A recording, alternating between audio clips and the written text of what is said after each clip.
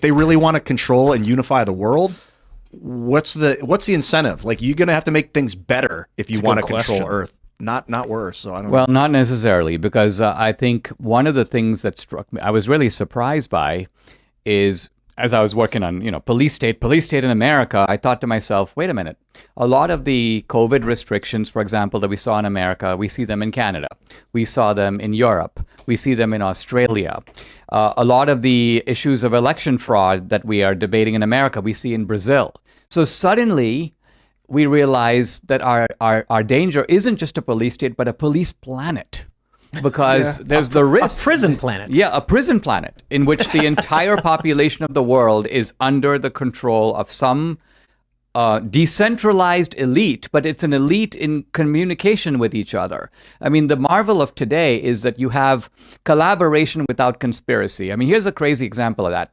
The suppression of the Hunter Biden story. This is a real puzzle. Now, I can understand if you're running Stalin's regime, it's easy to suppress the Hunter Biden story. Nobody gets to publish it or they get killed. Or even under, Goebbels, he's the propaganda minister of Germany. He just instructs all the media. You can't do it. Everything is under the control of the state. But in America, we have hundreds of news organizations, thousands of journalists, and normal libertarian theory would tell you, okay, if people don't want to publish the Hunter Biden story, some guy at the Sacramento Bee or the Denver Post or the Dallas Morning News is going to be like, you idiots can be my guest and not publish the story. I'm going to publish the story. I'm going to have the biggest story. But the fact that no one did it, think about it. Think about the level of regimentation there has to be where the ordinary reporter, who's not that political, goes, I cannot touch that story because if I do, the sword of Damocles will fall on my head and chop my head off, and I can't do it.